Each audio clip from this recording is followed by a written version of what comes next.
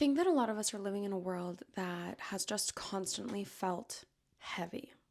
I'm filming this back at the very, very tail end, like the last day of March, and I know that we're feeling it now. And I can only imagine that we might be feeling it until you finally hear this episode. But what if I told you that you don't have to feel like this? That actually not feeling like this can help everyone else around you too. Look, it's no surprise that there are horrible things that are going on in this world, that there are people that have it worse than you, that have it better than you. Those are facts.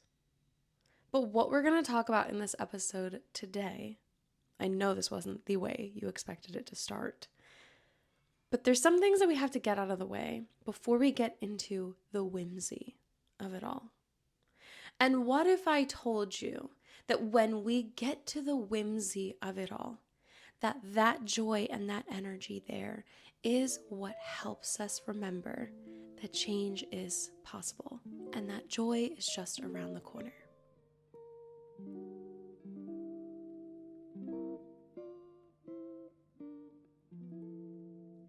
Hello, welcome back to the Self-Love Archives podcast. I am your host, Julia Salvia, your self-love bestie. Welcome back. And welcome to an episode of Whimsy, a whimsical episode of continuing our theme of being aggressively whimsical.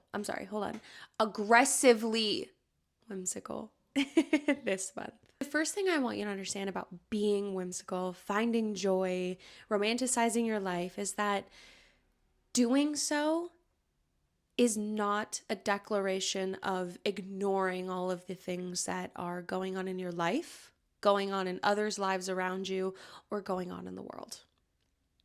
It is expanding your capacity to actually live inside of the world as it exists today.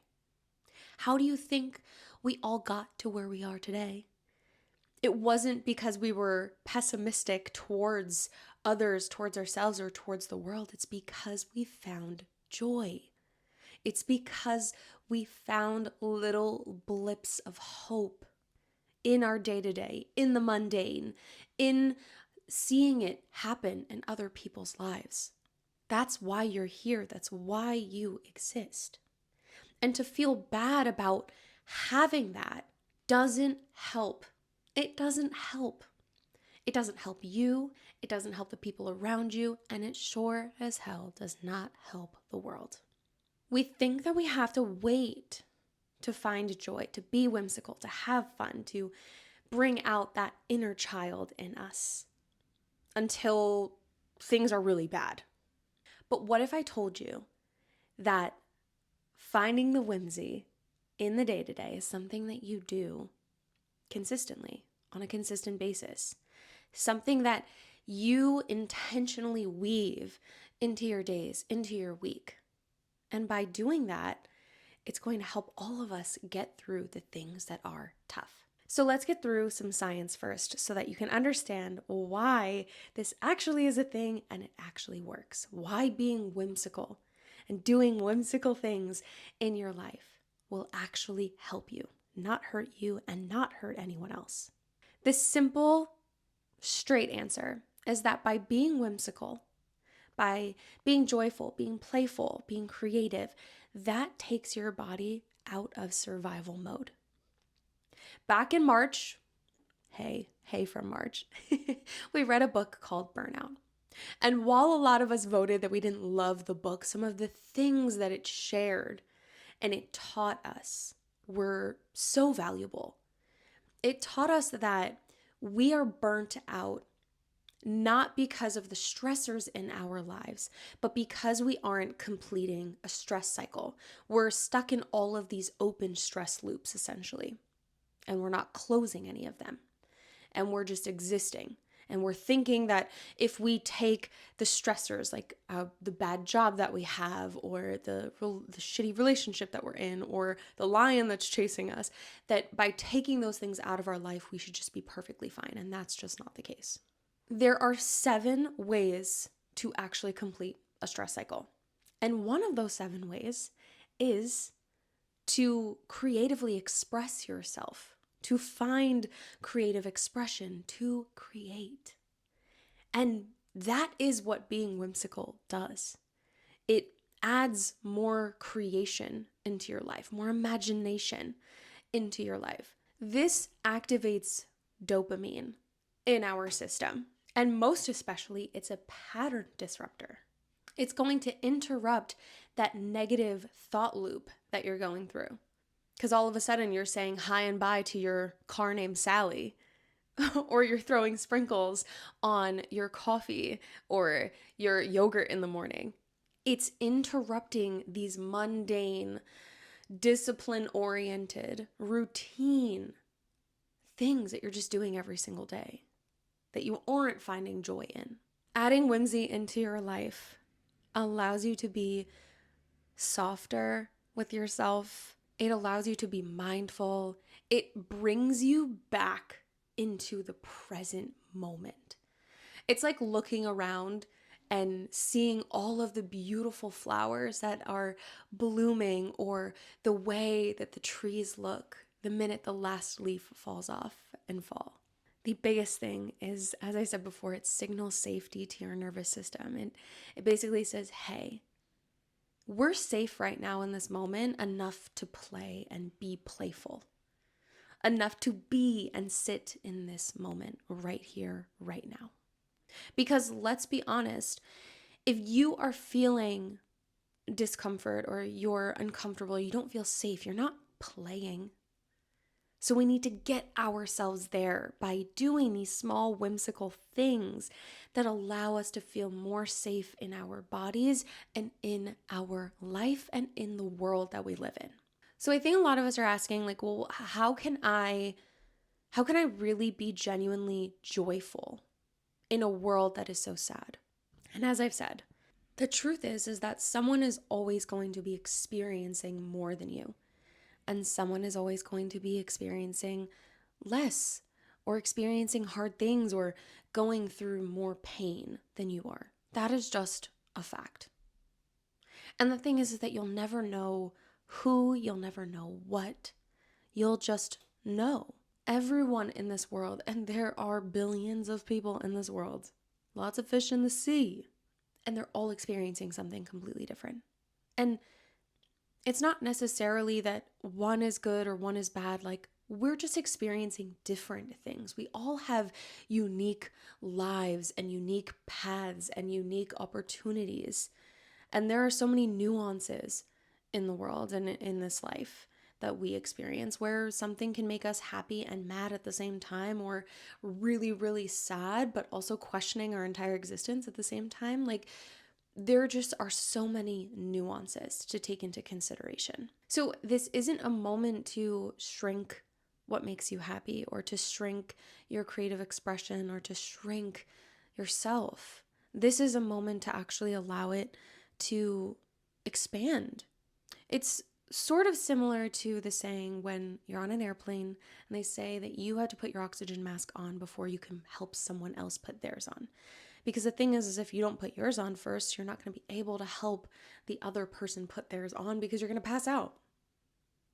So how do you expect to help those that may be in pain, that may be going through a tough time, if you aren't at a sort of equilibrium or at a balanced state of being able to hold two things that may be hard to hold at the same time? How can you help someone who is in kind of like this pessimistic loop or this bad place if you are taking on their emotions or are overwhelmed by your own? I like to think of whimsy as contagious, as joy and laughter, like as contagious. I think about the movie Elf, and in the movie Elf, you have one person believes, and then the next person believes, and then all of these people start believing that in like the whimsy and the joy of Santa. And as all of these people start believing together in the existence and the whimsicalness of Santa Claus, it gives him energy to actually fly his sleigh. And that's how I see being whimsy. That's how I see finding joy. The more whimsical and joyful you can be at the silliest and I want to say silliest and stupidest things. Because truthfully, they're not that silly. They're not that stupid when you realize that it's only helping you. Yes, adding sprinkles to your coffee is helping you. Yes, saying hello and goodbye to your car named Sally is helping you.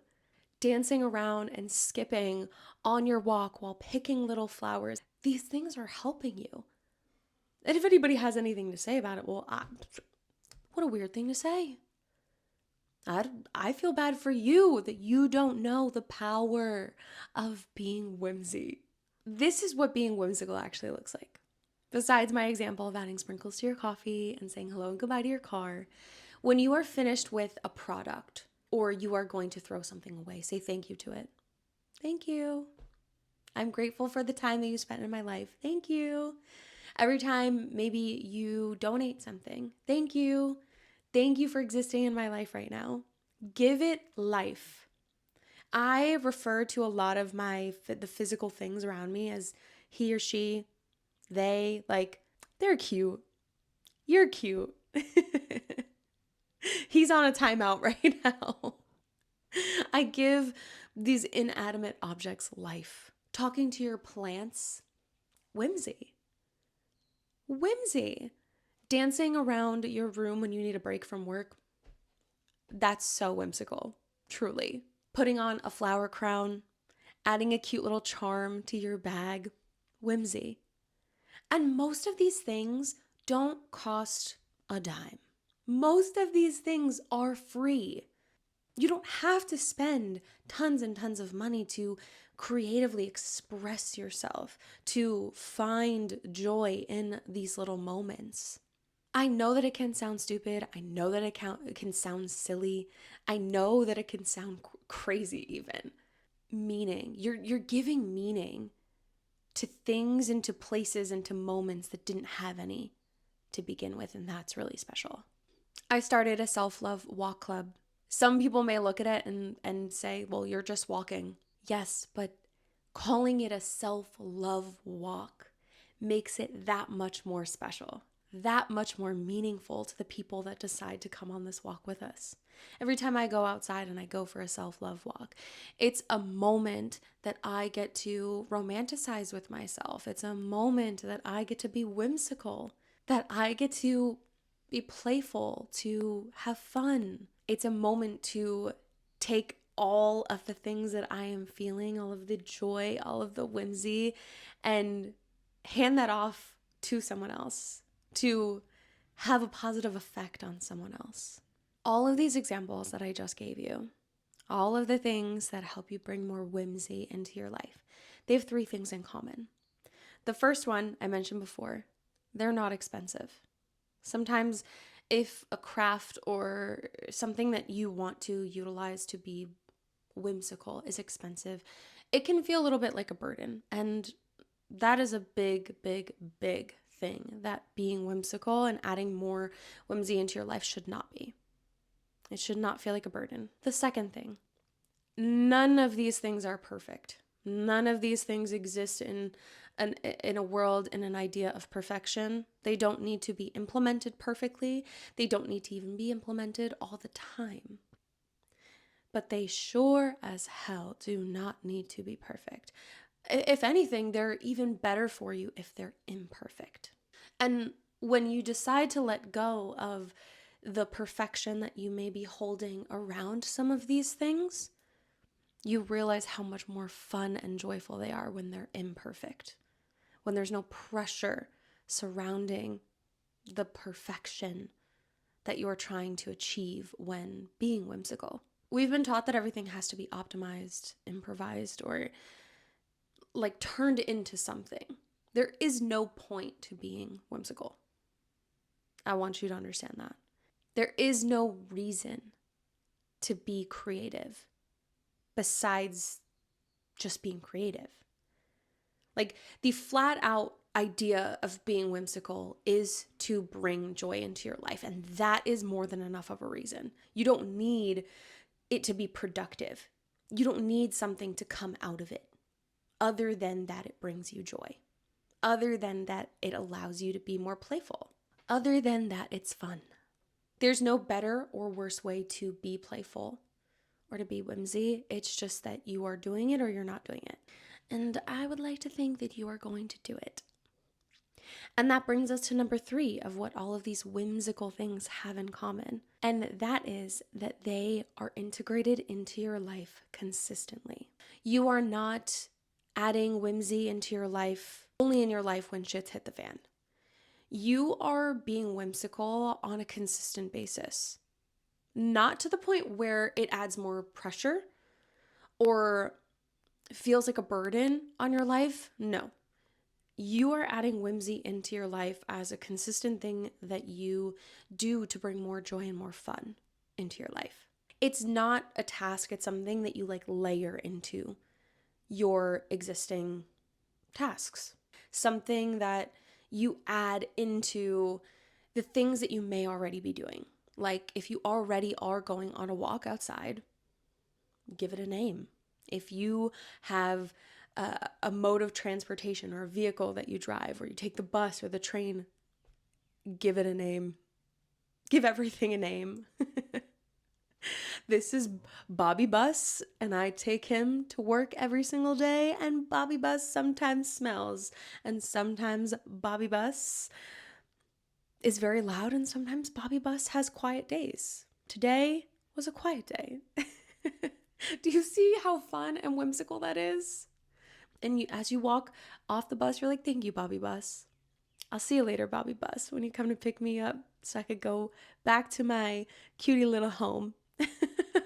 So you're adding whimsy to the mundane. You're adding whimsy to the ordinary. Something you could do for this week, for this upcoming week, is every single day, just try to add a little bit of whimsy.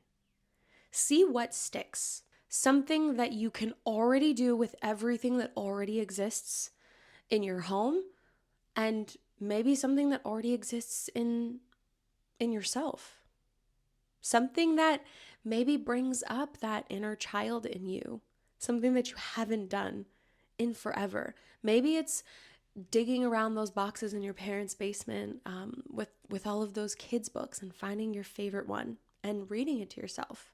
Maybe it is adding sprinkles to your yogurt or your coffee. Maybe it's putting your favorite drink in a wine glass because you can. Maybe rename something ordinary like Bobby Bus. Notice something beautiful and interact with it. Be present. Be joyful. Being whimsical provides you little pockets of proof that hope still does exist. That the world can change, that it can get better, that we can live in joy, that beauty, joy, and lightness do exist, and that we can all live in joy once again. And that right there, this right here, is what keeps us going. I need to know, how are you being whimsical? Maybe you're being whimsical in ways you don't even realize. Maybe you are adding whimsy into your life and you don't even realize it. Let me know how you're being whimsical. What are the ridiculous things that you are doing? What are the fun things that you are doing? How are you being aggressively whimsical this month? How are you adding more joy into your life? There is a link in our show notes where you can leave us some feedback, or I would absolutely love for you to comment so that we can see what everybody's whimsical habits are. And I want to thank you for tuning in and listening to this episode. And I hope that this episode alone gave you just a little glimmer of hope today. I hope you have the most joyful, whimsical, playful, and fun week ever. And I hope you do it with all the confidence in the world and all of the aggressiveness in the world. I love you. Bye.